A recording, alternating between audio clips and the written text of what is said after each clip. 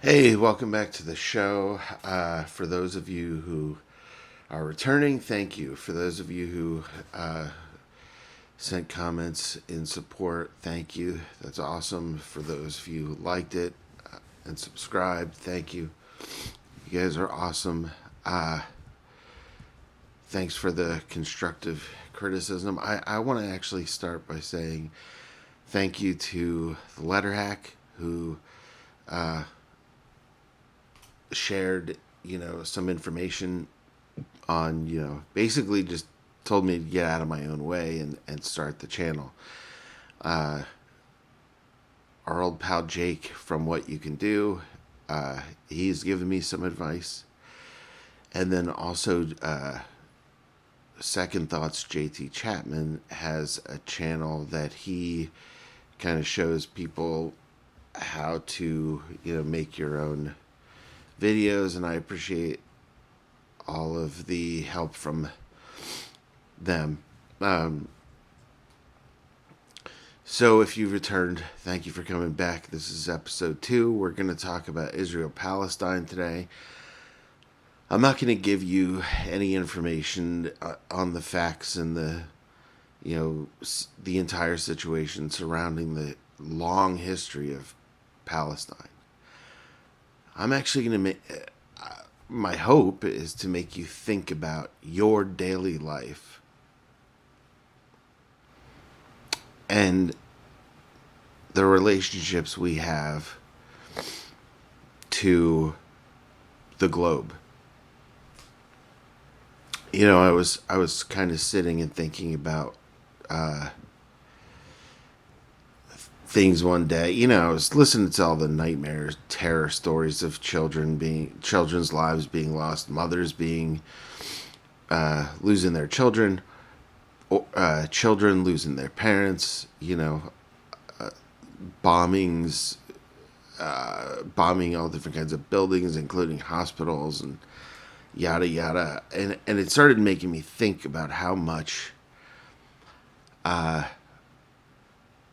I go, how much, I go through my daily day, and I realize, like, go to work, take care of my kids, go stop off and get treats for my kids, and do things that you normally do.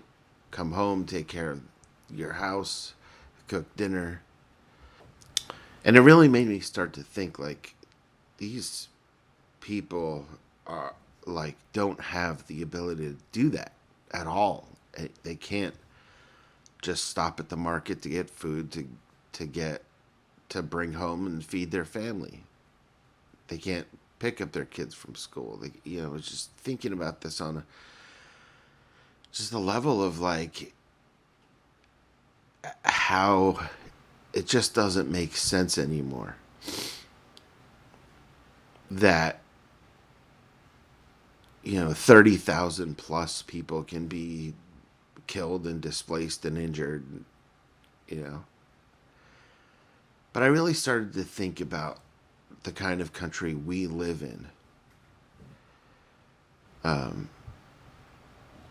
We live in a country where they refuse to create laws and regulations to stop mass shootings.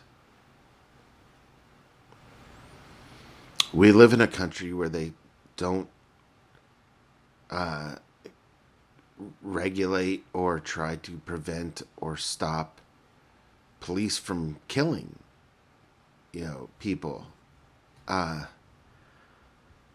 We live in a country where if you don't have the right insurance, you're not going to have the right medical attention.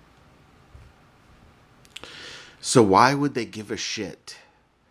Why would our government give a shit about, human lives thousands of miles away or hundreds of miles away or, wherever you are in the world? Why?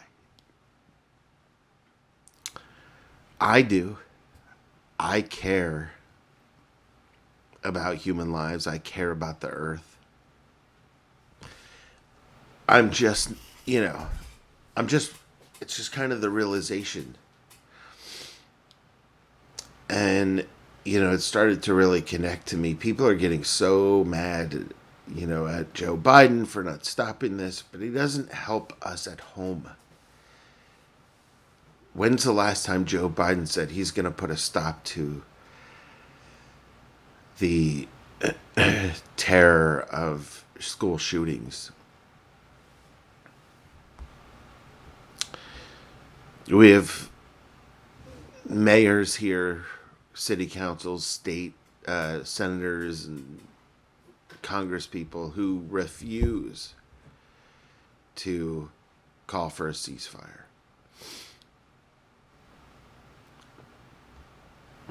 An Air Force gentleman lights himself on fire, and it's news for the week. And there's no end in sight of the traumas and terror that people are facing.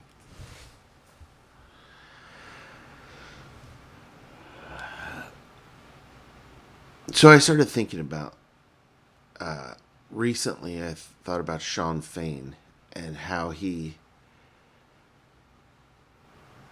worked the UAW strike. How he talked about the working class, working men and women in the country, around the globe. He wants to unionize shops that are in America. He wants to unionize the electric car companies and the foreign car companies. And I was thinking, man, this is an American hero right now, a blue collar American hero.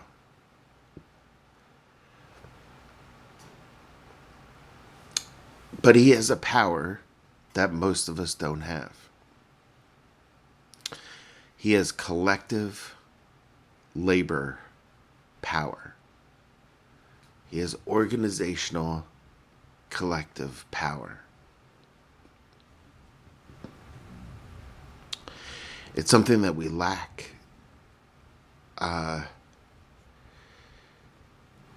Workers have become so alienated from each other that they don't think about the workers. That they don't think about workers in other fields. They may, care about the workers that work with them at McDonald's or in a car factory or in at a convenience store or whatever, but they don't think about the workers outside of their city, outside of their state, outside of their country.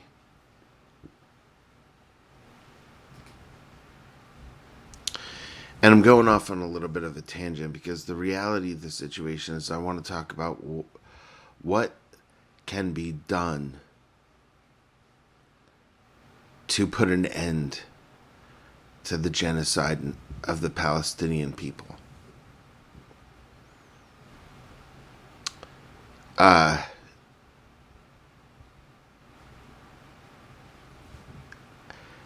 Collective, united, organized movement. Collective, united, organized movement. And I was thinking in my mind, like, man, what if during this period, this campaign for the UAW, just the general we on the left, the regular working class people said, you know what? How do we help you? How do we help you organize and create unions where there should be? And in return, say, we'll help you if you help us stop the terror in Palestine. Universities are suspending professors for supporting Palestinian people, calling for a ceasefire. They are putting restrictions on students that are trying to organize for a ceasefire on their campuses. So, what if the professors, the administration of the universities, and the students collectively organized and united for the common good? And in the 60s, we during the Vietnam War, students had walkouts. They shut down schools in protest. Now the UAW has already said that they're calling for a ceasefire. Labor in general, not just the UAW. There are plenty of union workers that have called for ceasefire. They know the destruction and they're calling to put an end to it. Now, if you work together, if we work together to shut things down, to shut cities down, there will be no choice. We have power. We just don't know how to use it, or we've just been tricked into not using it, or we aren't using it. We can turn this around. We can do what needs to be done to stop Israel. The way we stop it is we force the hand of our government and officials. I'll tell you what, you want suburban moms to get into the fight, shut down Starbucks and let them beg for their lattes. You want more college students, shut down Starbucks. You want even more people, shut down Amazon. Unions were set up and designed to give organization and power to working class people, and that's what we need to be doing. In my first video, I had mentioned create movements by getting in the street, going, writing your city councils and your mayors and your senators and congressmen. There's a time that has to come when the United States, when everyone starts to take things seriously. You live under a government that does not give a shit about mass shootings. It does not do anything to stop them. Why would they give a shit about Palestine? Why would they give a shit about Palestinian children, orphan children? They don't have to. But if we start to work to shut down the cities and the roads and the businesses and the schools, united, collective struggle, that's our superpower. They may have all the money, but we have all the labor. And all these unions that have been building recently are proving it to us. They're starting to say enough is enough. Well, it's really time to band together and say enough is enough. Palestinian lives hang in the balance. And we must be the ones to help them. Because it's for sure not going to be our officials, our elected officials. It is not going to be. But when Amazon shuts down, it says, hey, all of our union workers are shutting us down to stop so that we stop giving weapons to Israel. They're going to listen.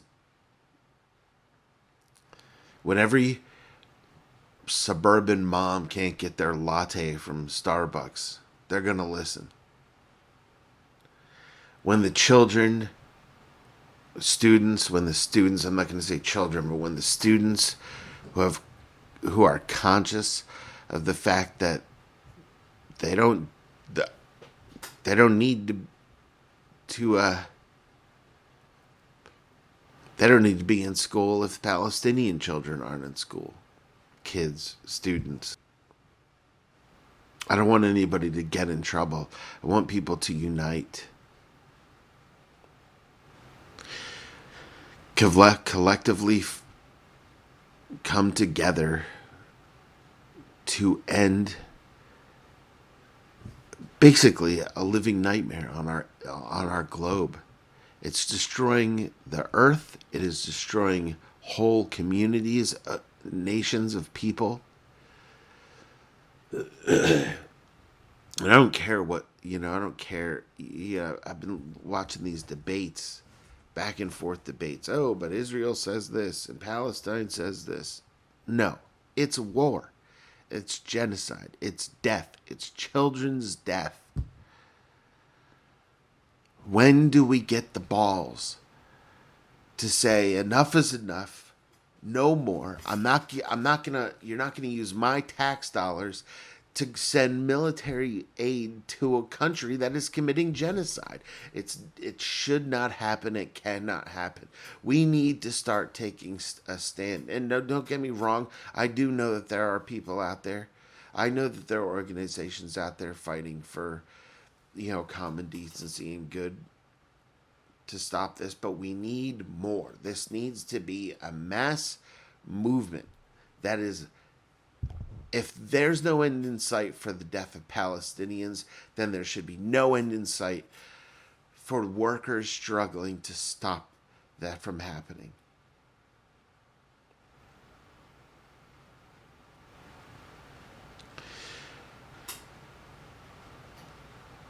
I understand we all need the paycheck. I understand that we need to keep our grades up. I understand that we need to go through our daily life, but at the cost of a genocide of a people who can't go to work, who can't go to school. We have to get to a point where it's time to do everything we can. Look, during World War II, when Hitler was annihilating communist, socialist Jews, putting them in concentration camps to starve them to death, we didn't do anything to stop this. We didn't do anything to stop it. It took us years before the United States got involved. There's a time to be involved right now. The line, if we settle for nothing now, we'll settle for nothing later. If we don't take action now, we'll settle for nothing later. So while we're out drinking our lattes, able to get dinner for our children, going out to buy a car, go to the movies or something, you take 5 seconds to think about the kids, the families, the people who cannot do it because their buildings are being bombed, because their hospitals are being bombed, because they're getting shot up while getting aid and food coming into the country. That's all I really have. It's time to collectively work together, shutting down businesses, shutting down, it's great to have the voice. It's great to hear this company or this union or these students they're calling for a ceasefire, but the time is now to band together to shut things down. I can't, like, in my mind, 30,000 people is my town. That's my town, the town I live in. The population of a town in the United States is dead in Gaza and the West Bank. So, what are you going to do? What organization do you look for? Or what organization are you finally going to join? If you're in the union, when are you going to talk to your union bosses, the union leadership, to go on strike, to end genocide? That's how you do it. I don't want to put up footage of pictures of children missing limbs, dead bodies laid across rubble. I don't want to do that. I want people to realize that there is a way to save lives. There is a way to have a voice, and it is a united, collective, organized workers' power.